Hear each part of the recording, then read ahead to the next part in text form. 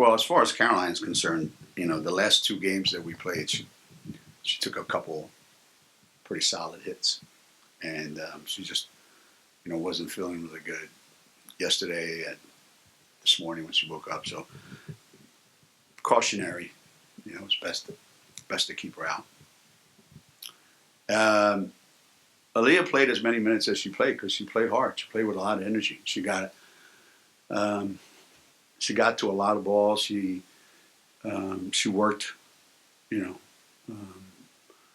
real hard at the little parts of the game, and that's what we've been trying, that's what we've been trying to do, and it doesn't really matter the number of points, the kids score or whatever. I never go by that, but she was active and she impacted the game, and it reminded me of what she did last year on a regular basis.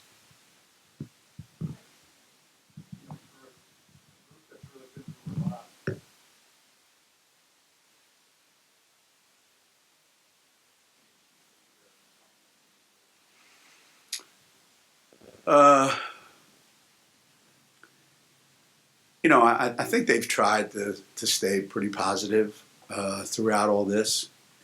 It's been obviously very challenging, and they've had to roll with it, in a lot of different ways.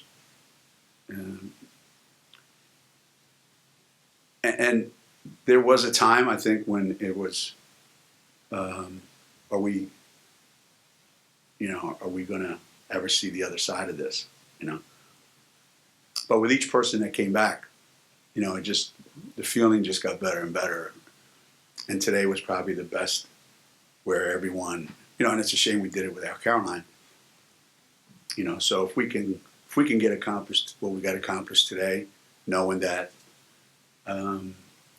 Caroline and Paige weren't there to play, I think that's a lot of confidence going forward. I'm sure Tennessee's a good team, and they didn't play their best game by far. I think our defense had something to do with it, but we didn't exactly play our A-plus game either. So I think there's a lot of growth, for their team and our team probably. So our team feels pretty good about going forward.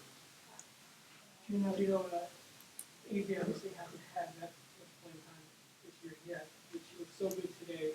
Where is she, do you think, in getting to where she wants to be, and how much more growth do you think she has this year in her? Well, I don't know exactly how many games she's actually played in. 8.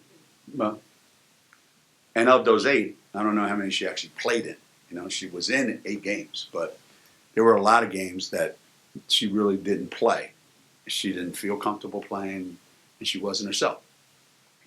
Today, I think, was the first game where she took it upon herself to be present in, the entire game, and we looked for her more. We ran more stuff for her. And she didn't pass up any. She didn't pass up any shots. She didn't. She had a couple great passes. She didn't turn the ball over. If you'd have watched the game, you would have thought she was an upperclassman playing out there. That she was a senior. So, 8 games into her freshman career, that was pretty good, huh? I think, if that's the worst she ever looks, it's going to be pretty good.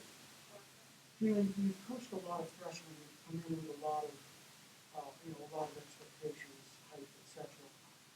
AZ's the latest of that. What goes into that moment when they kind of, like she had today, where it's kind of that breakthrough, where it's kind of like the day that she kind of splashed onto the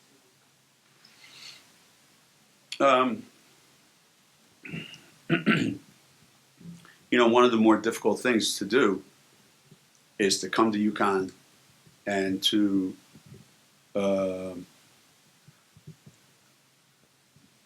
say to yourself, mostly, I want to see if I have what it takes to play here, where the expectations are incredibly high, the standards are really high, the names on the wall are iconic, and do I have what it takes to measure up to that?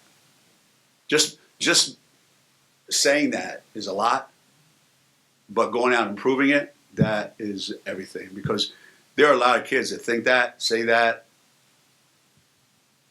and they find out they're not that. But I think she always knew this is who I am. I just need to, figure some things out before I can, she doesn't have Caroline or Nika type personality, where they just go. They don't worry about consequences. She's more, I have to have everything go exactly right before I can trust myself. And we're trying to break her of that.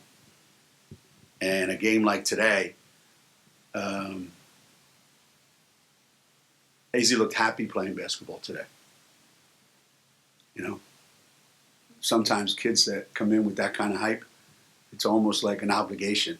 Like, everyone expects me to do this, so I hope I don't let anybody down. Today she just looked like a happy kid playing a game she loves. Makes it look easy, doesn't she?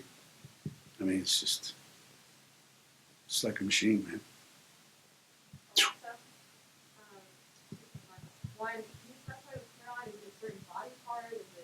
Yeah, that's a Stanford thing, by the way. Upper body injury. That could mean anything from your belt all the way up to your brain. I remember when they said that for the NCAA tournament so that they could keep their number one seed. She has an upper body injury. Or actually it was a lower body injury, which that could mean anything, yeah. So yeah, she has an upper body injury above her shoulders, and it's round. So she got smacked in the head 2 games in a row, and you do all the testing and everything. She doesn't have a concussion, but that's just because you don't have a concussion doesn't mean, So I watched her practice a little bit yesterday, and I said she's giving me a concussion. It's making me woozy, and she knew she wasn't ready. She knew she's not right. So a couple of days off will do her great. She looks better every single day. And she was pissed, man. She wanted to play so bad. She was pissed. Oh. Your team's defense and rebounding efforts, especially in the first half, were very strong, especially if you can write yourself on your program's defense. Yeah. the whole couple days of practice and the pregame was all about whoever wins the rebound battle is probably going to have the easiest time winning the game. And, our defense was going to be pretty good, and we knew we were going to be pretty good defensively. But just because you're good defensively against a team like Tennessee, a lot of their offense starts when the ball hits the rim. If it doesn't go in, they make sure they get second and third shots. And I thought for the most part, we not only held our own, but I thought we, especially in that first half. Second half was probably more even, but everything that can happen to us good has to happen from those two things. We have to play defense, we have to rebound, and then that allows us to get the other stuff down the other end. And then you saw it towards the end, when we didn't play good defense, when we didn't rebound, we're not a particularly astute team at times.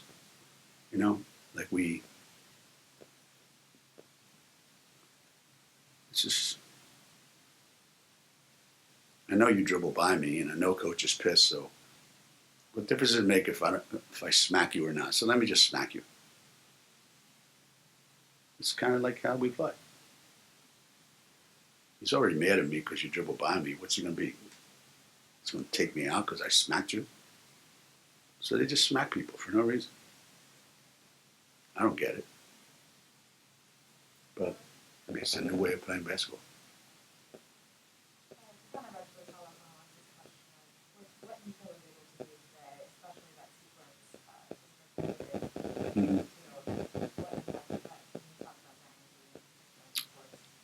Yeah. Today's Sunday, right? Today's Sunday. Yes. Um, if you were trying to get yourself thrown off the team, you couldn't practice any worse than she did on Friday. It's as bad as anybody I've ever seen practice at UConn for an hour and a half, whatever it was. Never seen anything like it in my life. And she was really down and really dejected and really she felt it, you know? And when she gets like that, she is her own worst enemy, you know? Yesterday was a little bit better. But one thing about Nika, you know, she's a gamer. You know, she just is. She just is. You know, she thinks in her mind she's as good a shooter as AZ and Paige. I mean, that's slightly delusional, but she thinks she is. And she's not afraid to shoot it. So when she shot those two, they were the perfect ones that I wanted to shoot. Wide open, nobody near you, feet set, boom. And then the defensive play, that's her right there. So for her to make those two plays and play with that kind of passion, that kind of energy, you know, that inspires our team. So even without the buckets, she's an inspirational part of our team. She's kind of the toughness of our team. You know, with all the things now that you've learned these last couple of months with Paige out, Caroline out there, other people stepping in, have you begun to think about what it's going to look like and what it's going to take to integrate when everyone is back? Now you've got, maybe you've got some stuff you need to think about. Yeah. You know, not having enough players is not good. I guess that you say you can never have too many players. Except if they all want to play the same number of minutes and they all want the same number of shots. You know, so if that was the case, I'd be a little bit like, oh man, this is going to be a real chore to figure this out. But Paige is the kind of kid that if we do get her back sooner rather than later, she doesn't care if she takes any shots. So that's one more distributor, one more, you know, smart decision maker, one more good defender, you know. And, you know, Caroline will just keep being Caroline. That's her role. She's found her niche. She's found her role. And then you can kind of play it by ear every game. You know, somebody's got it going. Let's go with them. Like AZ today. You know, another day it might be somebody else. You know, that was the talk at practice on Friday. I said, you know, you watch any good teams play. You pick up the paper. That guy had 35. That guy had 40 last night. That guy. Why? They found a guy that can't be guarded, and just keep going to him. Keep going to him. Keep going to him. So you love to have a couple of those guys, and not just one. You know, and you know, when you think about it, we really didn't get a great game from Kristen at all. Liv, so two big pieces. Dorka, well, you know, so to win the way we did, with not all the pieces functioning like you would like, you know, we could be good in March. Could be a good team in March. If we make the NCAA tournament, we're going to be a tough out. Be a 7 seed in Spokane, Washington, right? Well, then you have to go on the road first. Yeah, we have to be 7 seed in Spokane. Roger and then Carl to finish up. Abina didn't shoot the ball well, but she seemed to calm you down when you went on your run there. That she just seemed to add something to the team. She played a little bit better today. She did. She played great. She played great. She came in and knocked in a couple shots right away. You know, she's physical and she had a presence, you know, and she's been like that, you know, the last 3 or 4 games. You know, She wants me to be able to trust her. She wants to be that player, you know. Um, you know, and I rewarded her. I let her, dribble up and shoot an air ball when we were up 25, and she was grateful that I didn't pull her out of the game for that. I hit my head on the scores table, I think, when that happened. She was really, really good, though. Really good. She was really good. Leah was really good. Nico was really good. AZ was great. And we got a lot done. Got a lot done. Wednesday night when we played Illinois was the first time this season we played back-to-back home games. Huh. Then we have another home game Friday, right? Woohoo! Is this, I mean, I know it's kind of strange scheduling, but how does that happen? Is that Well, the East thing, the way they schedule things? Well, we got a bunch knocked out, right, early on. One game, You know, and then Friday. The scheduling was not ideal this year.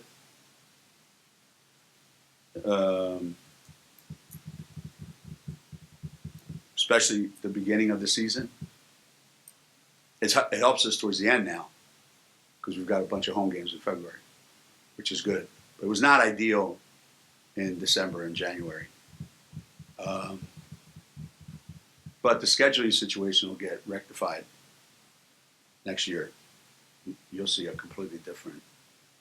It's just odd that that's the way it played out. I didn't know if that's how the Big East does their scheduling, or does that have to do with going to Atlantis and then Mohegan when you did?